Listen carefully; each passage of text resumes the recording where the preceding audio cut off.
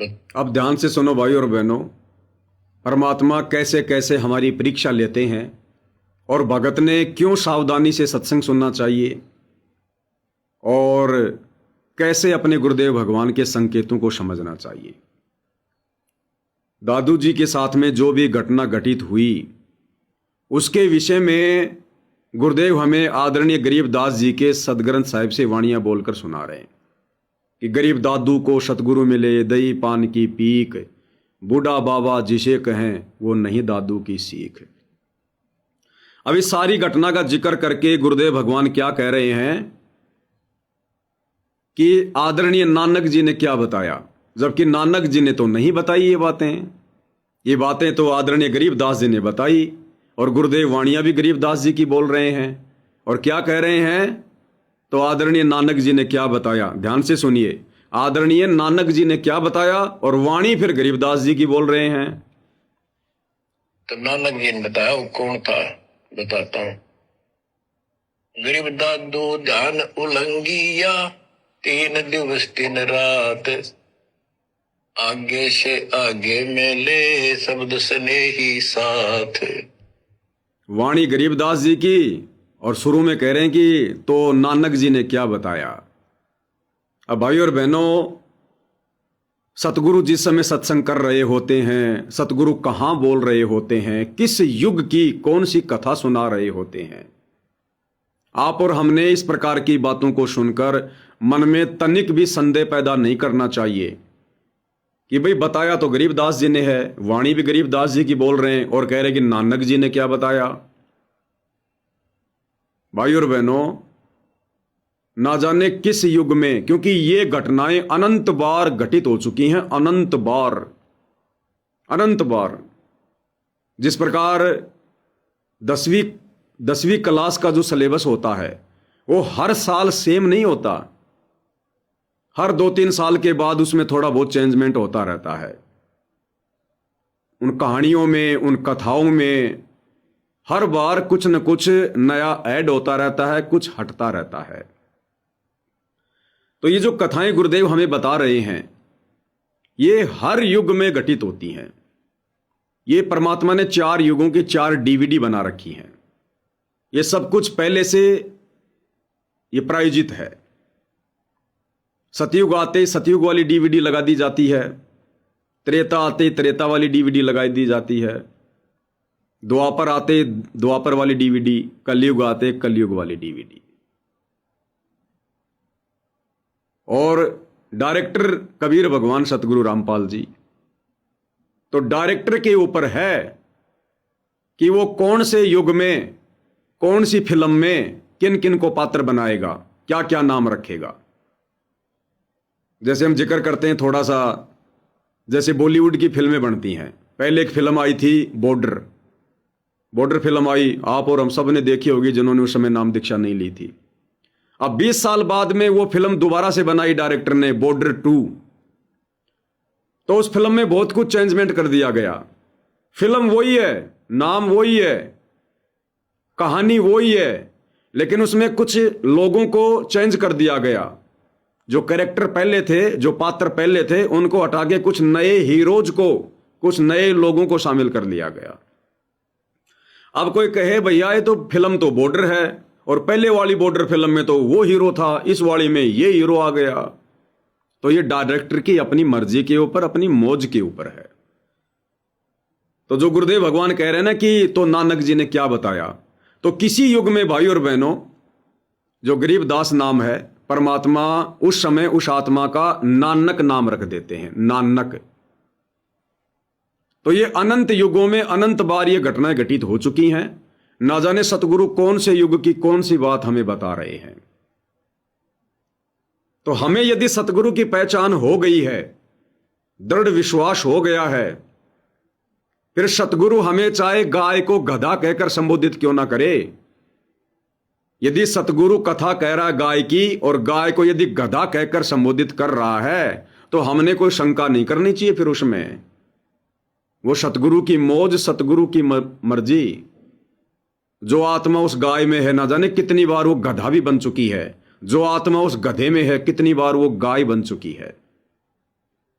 तो हमने इन बातों को लेकर मन में कोई संशय नहीं करनी चाहिए, हमने सुनते रहना चाहिए। ये सतगुरु हमारी परीक्षा ले लेते हैं इस प्रकार से। अरे इंसान तो गलती कर सकता है, यहां का सामान्य गुरु तो गलती कर सकता है, लेकिन ये गुरुओं का गुरु जगत गुरु और भगवान की डिक्शनरी में गलती या भूल इस प्रकार के शब्द नहीं है कि भाई गुरुजी ने गलती से बोल दिया होगा, गुरुजी को भूल लग गई होगी। नहीं, अगर गुरु कह रहा है कि भाई गलती हो गई, मुझे भूल लग गई, तो यह भी हमारी परीक्षा है। आपने एक शब्द सुना होगा परमात्मा का, जय बोलो बंदी छोड़ की, तुम मिलकर सारी संगत, जय बोलो बंदी छोड़ की। आगे चलकर परमात्मा एक चौपाई में लीला करते हैं, और जो सम्मन वाली बात आती है कि सम्मन के घर सतगुरु आए, सेऊ भेंट चढ़ाया था। इसके आगे गुरुदेव भगवान लीला कर रहे हैं जैसे उनको भूल लग गई हो। भक्तों से पूछ रहे हैं, कह रहे हैं अब आगे क्या है? फिर गुरुदेव कह रहे हैं मुझे भूल लग गई, मुझे भूल लग गई। अरे भूल नहीं लगती, अगर परमात्मा भूलने लग जाएगा तो सृष्टि खंड हो जाएगी। यह परीक्षा होती है भक्तों की कि उस समय भगत क्या सोचेगा, या बाद में उन वाणियों को सुनकर, उन वचनों को सुनकर भगत के मन में क्या शंका पैदा होगी काल प्रेरणा से। क्या गुरुजी को भी भूल लगती है? अरे गुरुजी को भूल लग गई, अरे गुरुजी को भूल लग गई थी। इस प्रकार के शब्द हमारी जुबान से नहीं निकलने चाहिए। सतगुरु की लीला, सतगुरु की मौज, सतगुरु की मर्जी। अरे हमारे घर में कुत्ता है, बाहर वालों को तो कुत्ता नजर आएगा, बाहर वाले तो उसको कुत्ता ही कहेंगे, लेकिन घर वालों ने ना जाने क्या क्या नाम निकाल रखे होते हैं, टॉमी, शंकर, मोती। अब बाहर वालों को क्या पता, वो तो अंदर वालों को पता है। तो इसी प्रकार भाई और बहनों, सतगुरु को सब पता है, सतगुरु के कभी भूल नहीं पड़ती है। ये आप और हमारी परीक्षा होती है।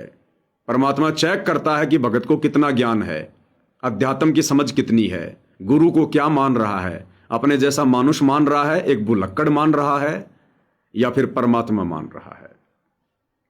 तो यहां गुरुदेव भगवान जो जिक्र कर रहे हैं ना कि भाई तो नानक जी ने क्या बताया, और वाणी बोल दी फिर गरीबदास जी की। तो ये आप और हमारी परीक्षा लेते हैं परमात्मा। इस प्रकार से हमने इन बातों को मतलब नॉर्मल वे में लेना है कि मालिक की मौज, बोल दिया तो बोल दिया, हमें क्या लेना देना। हमें तो बस आंख बंद करके, क्योंकि गुरुदेव कहते हैं ना कि अपने गुरु पर ब्लाइंड फेथ करके आगे बढ़ना होता है, ब्लाइंड फेथ करके। तो हमें तो कोई नुकसान है ही नहीं इस बात से, चाहे नानक जी बोलो, चाहे मलुकदास जी बोलो, चाहे गरीबदास जी बोलो। हमारा क्या बिगड़ गया भाई? आप और हमारा क्या बिगड़ गया? दास एक बार सोशल मीडिया पर देख रहा था, आ जाते हैं बहुत सारी बातें इस प्रकार की, ना चाहते हुए भी देखनी पड़ जाती हैं। तो कोई कॉमेडियन था, पहले वो मवालीगिरी का काम करता था, गुंडागर्दी का काम करता था, लोगों को लूटना, ठगना, भाईगिरी करना। अब भाईगिरी वाला धंधा हो गया बंद, क्योंकि पुलिस प्रशासन चौकन्ना हो गया। तो उसने सोचा कि ये जो लोग बाबा लोग होते हैं ना, ये बाबा लोग वाला काम शुरू कर दो। लोग बढ़िया इज्जत करते हैं, पैरों में गिरते हैं, चढ़ावा चढ़ाते हैं। तो उस भाईगिरी करने वाले आदमी ने, जिसको शास्त्रों का पता नहीं, कुछ पता नहीं, उसने क्या किया, उसने कथा करनी शुरू कर दी, दाढ़ी वाड़ी बढ़ा ली, बैठ गया सामने, पब्लिक आ गई। पब्लिक को क्या पता कि ये बाबा है, भाई ये बाबा नहीं है। वो बैठ गया अपना सिंहासन पे और कथा करने लगा, और पब्लिक को महाभारत की कथा सुनाने लगा। महाभारत की कथा सुनाने लगा, और कथा में द्रौपदी चीर हरण का जिक्र आ गया, और उसमें कहने लगा कि रावण के कहने पर विभीषण आया और द्रौपदी के बाल पकड़कर सभा में लेके आया और उसका वस्त्र हरण करने लगा। तो ऑडियंस में से जिसको महाभारत का ज्ञान था वो खड़ा हुआ और कहने लगा, महाराज जी आप गलत बोल रहे हो, आप गलत बोल रहे हो। वो विभीषण नहीं था, वो दुशासन था, दुशासन। तो उस बाबा ने कहा, अगर दुशासन की जगह अगर विभीषण चीर हरण कर लेगा तो तेरे बाप का क्या जाएगा? वो बोला, बोला अगर दुशासन की जगह अगर विभीषण चीर हरण कर लेगा तो तेरे बाप का क्या जा रहा है, तू सुन बैठ के चुपचाप। तो इसी प्रकार भाई और बहनों, गुरुदेव भगवान चाहे गरीबदास जी को नानक कहें चाहे नानक को गरीबदास कहें, हमारे बाप का क्या जा रहा है, हमारा क्या बिगड़ रहा है। हमें तो कथा का सार निकालना है, हमने तो शिक्षा लेनी है। तो यहाँ पर हमारी परीक्षा होती है, ध्यान रखना। तो नानक जी ने बताया वो कौन था, बताता हूं। गरीब दादू ध्यान उलंगिया, 3 दिवस 3 रात, आगे से आगे मेले शब्द सने ही साथ।